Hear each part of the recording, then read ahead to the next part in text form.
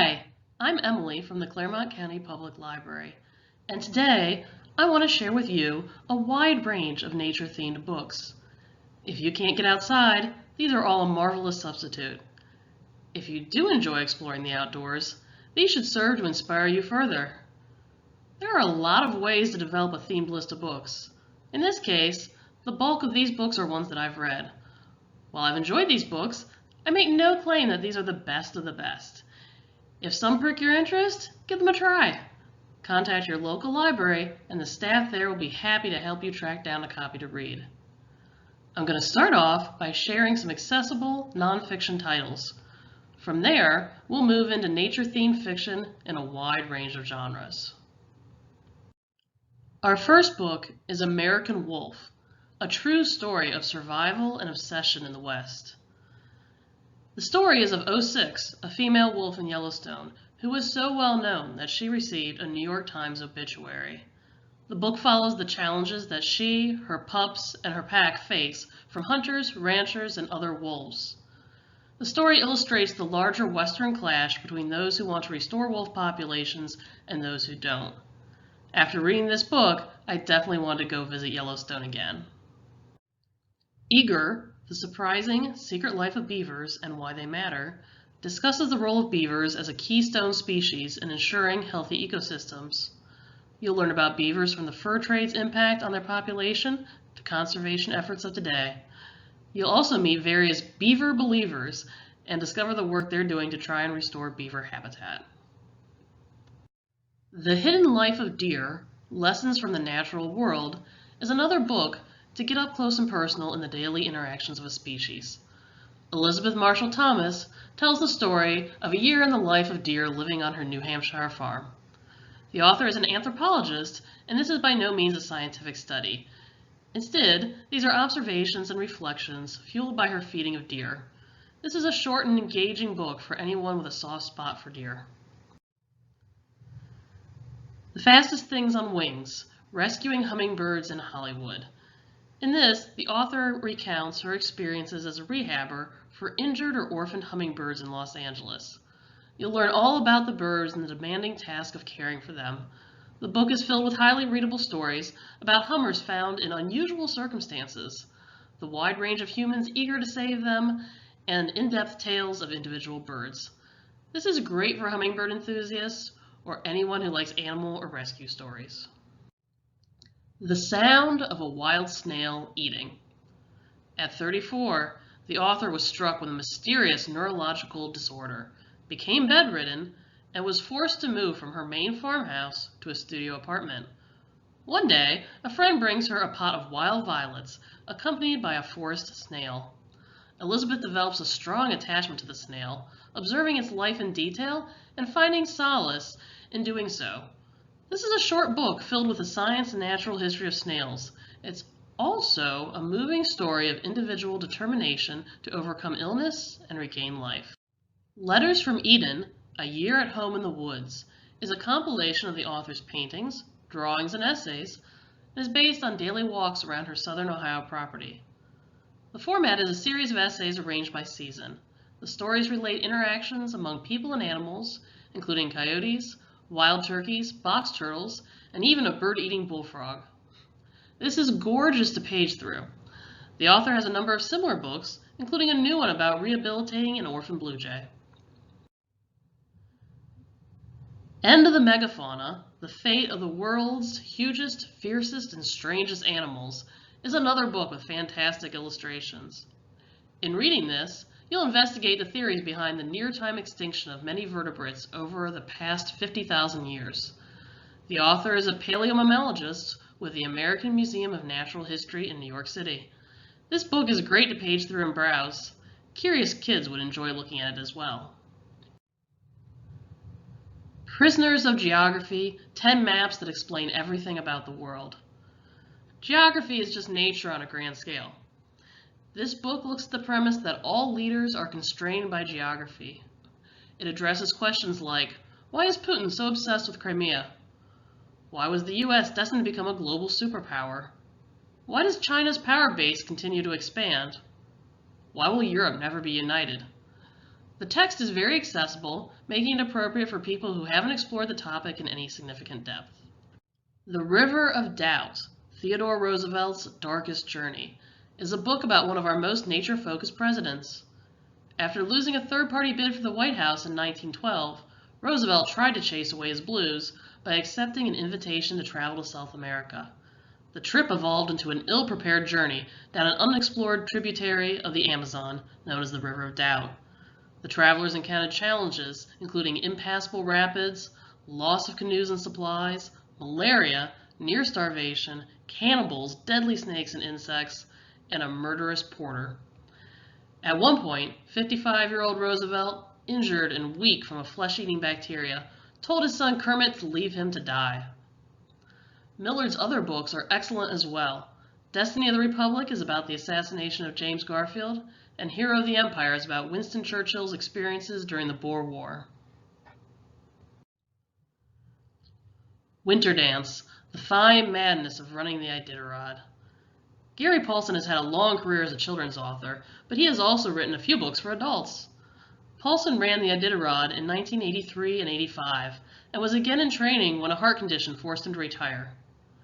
This is primarily an account of his first race, the challenges he experienced, and the extraordinary attraction this race holds for some. Paulsen is a fine storyteller. If you haven't explored his work, give Hatchet, his most famous book, a try. It's the story of 13-year-old Brian, who survives a wilderness plane crash, lasting 54 days in the wilderness with only a hatchet. In 2011, Jennifer Farr Davis became the record holder for the fastest known time hiking the 2,185-mile-long Appalachian Trail in just 46 days, 11 hours, and 20 minutes. She was also the first woman to hold that record. Becoming a Disa is the account of her first time hiking the Appalachian Trail as a recent college graduate, inexperienced in long-distance hiking, but feeling called to do so. Way more wholesome than the better-known long-distance hiking memoir Wild, this is an exploration of Appalachian Trail subculture. Trail names, trail magic, life on the trail, and the characters who tackle the AT. The second book, Called Again, covers Jennifer's later hikes, including the 2011 record-breaking trek, accomplished with the support of her husband Brew. Grandma Gatewood's Walk, the inspiring story of the woman who saved the Appalachian Trail. The name Grandma Gatewood may be familiar from the 6-mile Grandma Gatewood Trail that connects Old Man's Cave and Ash Cave in Hocking Hills. This is the story of 67-year-old Ohio native Emma Gatewood, who slipped away one day to hike the Appalachian Trail, simply telling her 11 children and 23 grandchildren that she was going for a walk. She did the trail wearing ked shoes and carrying an army blanket, a raincoat, and a plastic shower curtain in a homemade denim bag slung over one shoulder. Emma became the first woman to solo hike the Appalachian Trail and the first person to do a repeat hike. The story is constructed through letters and diaries and interviews with those who knew her. It's also a story of overcoming extreme hardships brought on by an abusive marriage. Emma was a founder of the Buckeye Trail and at age 77 was responsible for blazing 40 miles of it. Next up are 3 pioneering-related books. While that may seem a stretch, I've found a lot of nature enthusiasts are also interested in American exploration, expansion, and pioneer history. The close ties people were forced to maintain with the land may be the connection. Trials of the Earth is the memoir of Mary Mann Hamilton, who lived from 1866 to 1936 and homesteaded in lumber camps of the Mississippi Delta. Her manuscript was originally submitted in 1933, but rejected by publishers thinking there'd be no interest in the story of a pioneer woman. But this is the remarkable tale of a woman with little formal schooling, but tremendous spirit and intuitive wisdom.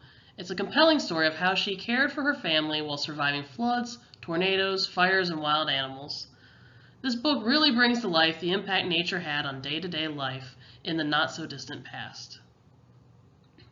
Prairie Fires, The American Dreams of Laura Ingalls Wilder, is a Pulitzer Prize-winning, comprehensive historical portrait of Laura Ingalls Wilder. The author draws on unpublished manuscripts, letters, diaries, and official records to fill in the gaps in Wilder's official story, going well beyond the stories she shared in her Little House books. The narrative reveals lesser-known details about Laura's pioneer experiences, while challenging popular misconceptions about her books having been ghostwritten by her daughter. Like the previous book, Prairie Fires really delves into how nature impacted daily life, discussing those trends on a broader level, from severe blizzards to locust swarms. The Oregon Trail, a new American journey. Let's go on a road trip, old school style. It is still possible to travel the 2,000-mile Oregon Trail from St. Joseph, Missouri to the Willamette Valley, Oregon, although some parts are now paved. This is just what the author does with his brother, a dog, 3 mules, and a covered wagon. Their journey takes them through high desert and mountains, rivers and shaky bridges, thunderstorms, scant water, and patches of no road. Woven throughout the narrative is history of how early settlers made the actual Oregon Trail journey. Now for 2 nature-heavy true crime stories. First, The Stranger in the Woods, the extraordinary story of the last true hermit. One summer day in 1986, 20-year-old Christopher Knight drove into a Maine forest, abandoned his car, and disappeared for 27 years. In all that time, his only human interaction was a single hi to a passing hiker. To survive, Knight relentlessly stole supplies from vacation homes around his campsite, infuriating and scaring homeowners and baffling police. After his capture, the author was able to meet with Knight and develop this narrative of how he survived a hardscrabble existence and was eventually apprehended. The Feather Thief, Beauty, Obsession, and the Natural History Heist of the Century. In 2009, Edwin Rist, an American student at London's Royal Academy of Music, stole 299 rare and scientifically significant bird skins from a natural history museum in England, plucked their feathers, and sold them for top dollar to men who shared his obsession with the Victorian art of salmon fly tying. The author explores the bizarre crime, delves into the exotic and expensive hobby of Victorian fly tying, and examines the feather trade from the 1800s to the present. Now for some general and historical fiction. Where the Crawdads Sing is one book that a lot of you may have read, as it was the most circulated book of 2019 at Clermont County Public Library. For those not familiar, this is the story of Kaya Clark, also known as the Marsh Girl. Kaya grows up in the wild marshes outside of a coastal community in North Carolina, abandoned by her mother, then her siblings, and finally her father. Poorly educated but very capable, Kaya becomes an outdoorswoman, fascinated by the natural world. Intertwined with all of this is a murder mystery in which Kaya becomes the prime suspect. In my opinion, the real selling point of this book is the nature-infused writing, full of evocative descriptions. Jim Lynch only has a few books, but most have a strong nature theme. The Highest Tide is a coming-of-age story about a 13-year-old naturalist, Miles O'Malley. He's obsessed with the ecology of his native Puget Sound, quotes Rachel Carson, and explores the tidal flats in his canoe. For you John Irving fans, one reviewer described this character as a marine Oemini. One summer, Miles finds a giant squid, a discovery that brings him the unwelcome attention of scientists, TV reporters, and a local cult. This book explores the mysteries of the ocean and of growing up. Border Songs tells the story of Brandon Vanderkool, an extremely tall dyslexic who was pushed away from his family's Washington dairy farm to join the Border Patrol, where he spends most of his time birdwatching while occasionally catching smugglers and illegal immigrants on the British-Columbian border. South Pole Station. Have you ever wondered what it would be like to work at the South Pole? If so, this is the book to check out. Cooper Gosling has unexpectedly qualified for an unusual job with the National Science Foundation South Pole Station's Artist and Writers Program. Unbalanced after a recent family tragedy, she journeys to Antarctica and engages in a comedy of errors with a group of fellow misfits. This would be a good choice for anyone who got curious about Antarctica after reading Where Did You Go, Bernadette? Ione Ivey, an Alaskan author, writes rich, world-building novels set in her home state. In The Snow Child, an older couple struggling to escape life back east and homestead in 1920s Alaska are heartened by the arrival of a young, skittish girl they find lurking around their cabin. Will she fulfill their dream for a child, or is she literally a dream? Rich in folklore, characters and readers alike will be unsure of what is fantasy and what is reality. To the Bright Edge of the World tells the story of U.S. Army Colonel Alan Forrester and his wife Sophie. Alan embarks on a fictional 1885 expedition to map the interior of the newly acquired Alaska Territory. Meanwhile, social mores force the adventurous Sophie to stay behind, where she expresses her own pioneering spirit by teaching herself photography and capturing images of birds. The story unfolds through letters and journal entries, with moments both harrowing and adventurous. Both books are engaging with a strong sense of place. Read them and you'll find yourself wanting to explore Alaska as well. Tracy Chevalier might be most familiar to you from her early novel, Girl with a Pearl Earring. Her books aren't all about art, but they are all historical novels, rich in detail, exploring the domestic side of history. There are two that fit our theme. Remarkable Creatures explores early paleontology and the lives of two historical female fossil hunters, working-class Mary Anning and middle-class spinster Elizabeth Philpott. The story unfolds in early 1800s along the rocky beaches of Lyme Regis in England. Mary discovers a large fossilized skeleton unlike anything previously known, drawing the scrutiny of the scientific community. Both Mary and Elizabeth struggle for recognition from the male-dominated profession. At the Edge of the Orchard features two intertwined narratives. First, of the Goodenough family that's struggling to establish an apple orchard in the Black Swamp of northeastern Ohio during the 1830s. Through the family struggles and dysfunction, you learn about apples and John Chapman, better known as Johnny Appleseed, who makes a cameo appearance. In the secondary narrative, the story moves to California as the youngest son, Robert, flees Ohio to make his own life on the West Coast. During the gold rush, he meets British plant collector William Lobb, a historical figure, and finds work prospecting for seeds.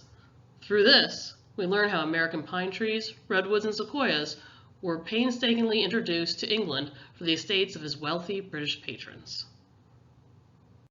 West is a short book for those wanting a quick read.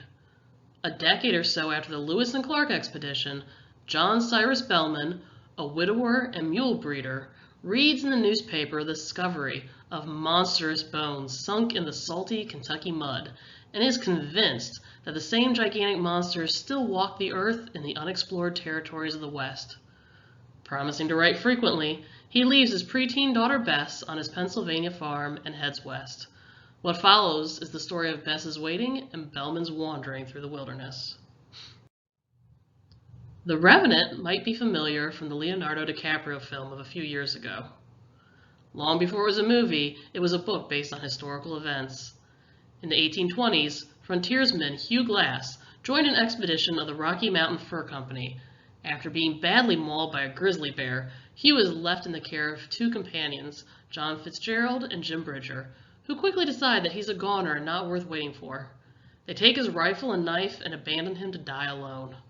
What follows is a story of how Glass, employing all of his wilderness skills, crawls his way back to St. Louis and then sets out on a mission of revenge. Let's start looking at some nature-driven mystery and suspense, one of my favorite categories.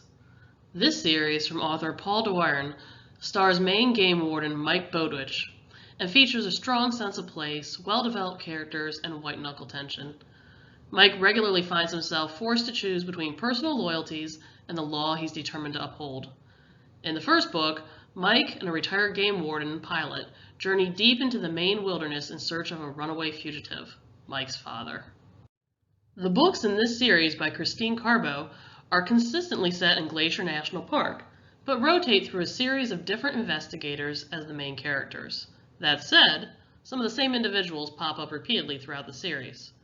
In the first book, a special agent for the Department of the Interior, Ted Sisted, investigates a murder in the park where a victim was tied to a tree and mauled by a grizzly bear.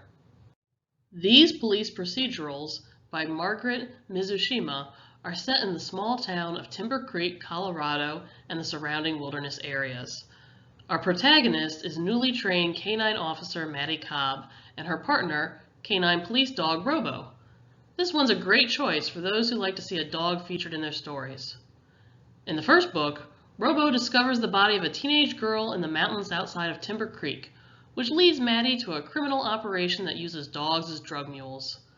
This series offers up lots of interesting details about how canine units operate.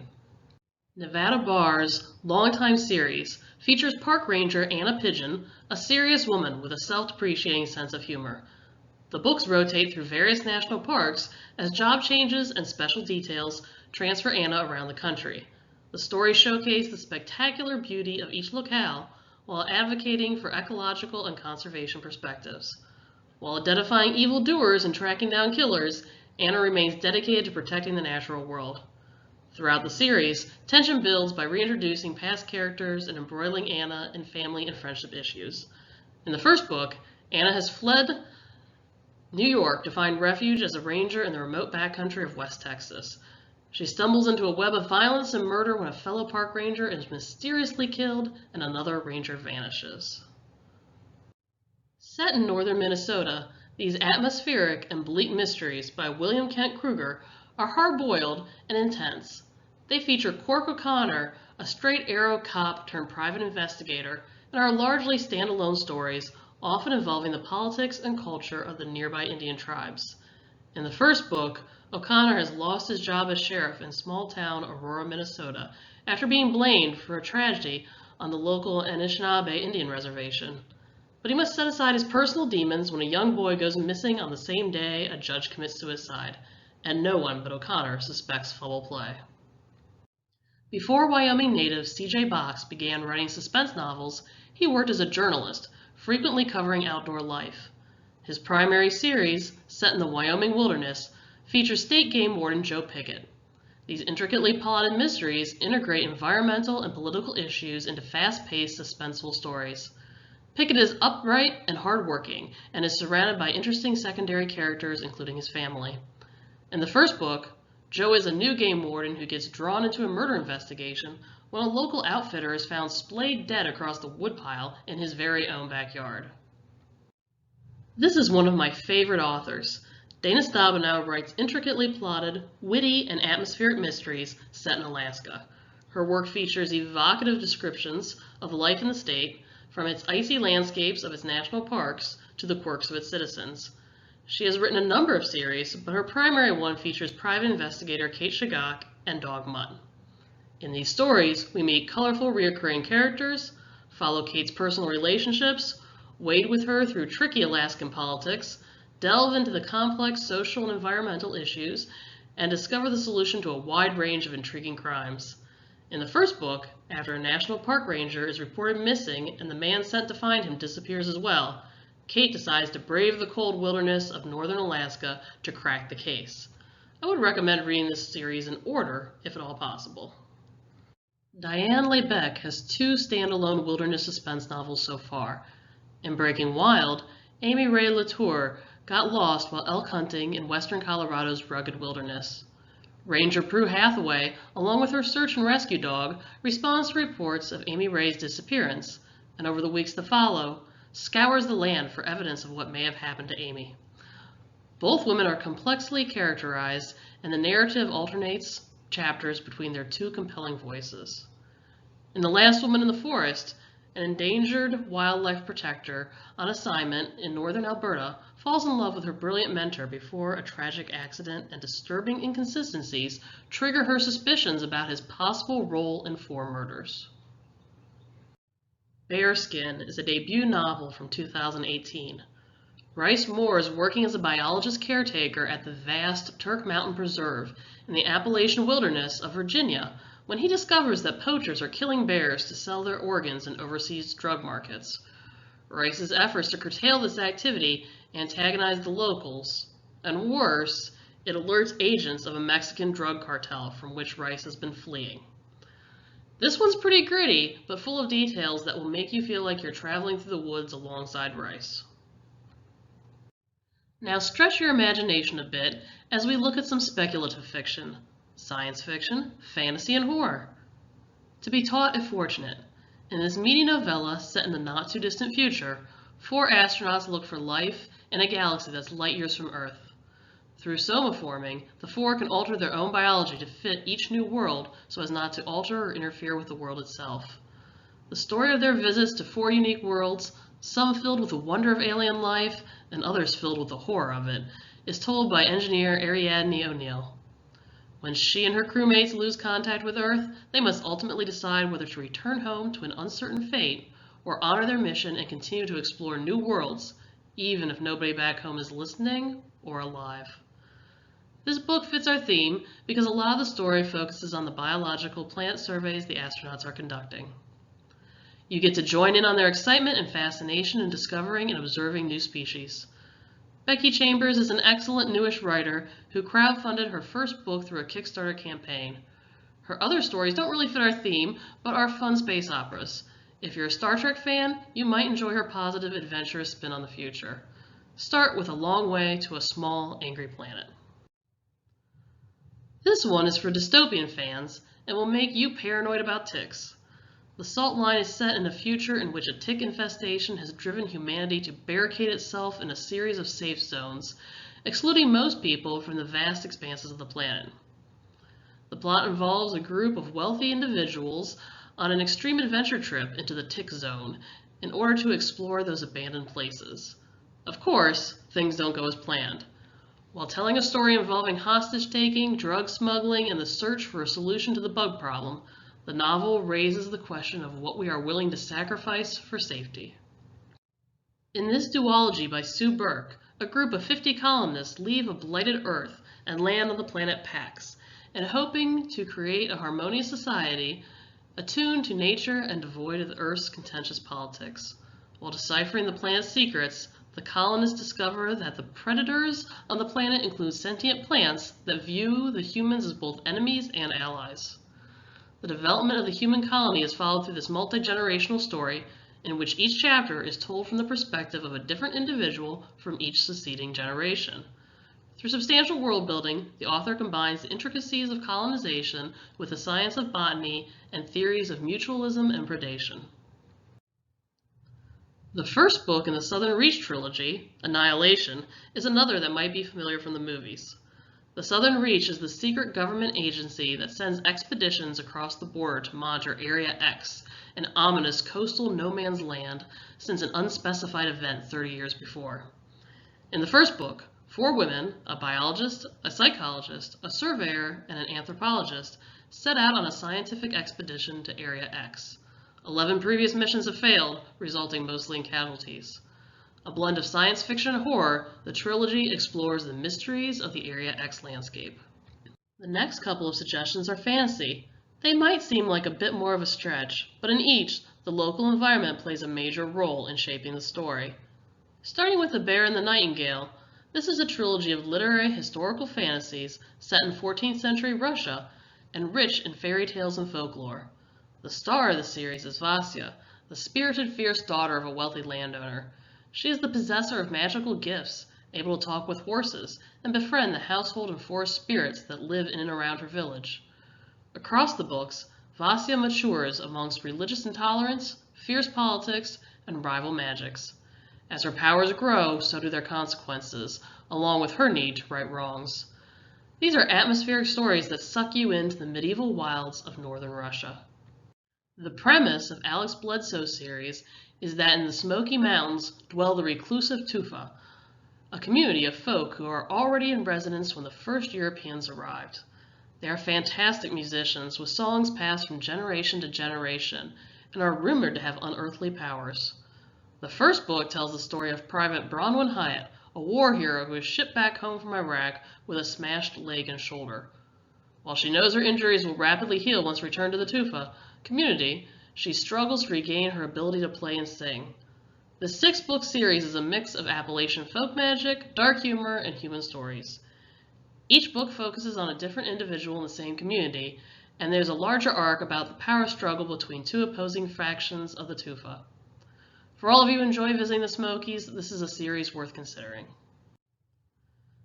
This duology from Sarah Gailey is set in an alternate 1890s America in which feral hippos have overrun the Mississippi Bayou. Sound crazy? Well, there's some truth to this story. Early in the 1900s, Congress actually considered a plan to import hippos from Africa and raise them in the bayous of Louisiana. The idea was that this would remedy both the period's national meat shortage and the growing ecological crisis of invasive water hyacinth that was killing fish and choking off waterways. While that didn't come to fruition in real life, you can imagine the glory of it all with these books. Definitely offbeat, they have a weird Western flair. Marie Brennan's fantasies, presented as memoirs, are set in an alternate Victorian era where dragons are very real. The formidable Lady Trent is a convention-defying young scientist, intent upon studying the fire-breathing beasts, despite gender taboos. The books tell of Lady Trent's scientific expeditions and are illustrated with field drawings of the dragons. This is a whimsical series that plays on the tropes found in the worlds of Jane Austen, Georgette Hare, and the like. And finally, two books that edge into the horror genre. The Hunger is a supernatural reimagining of the Donner Party.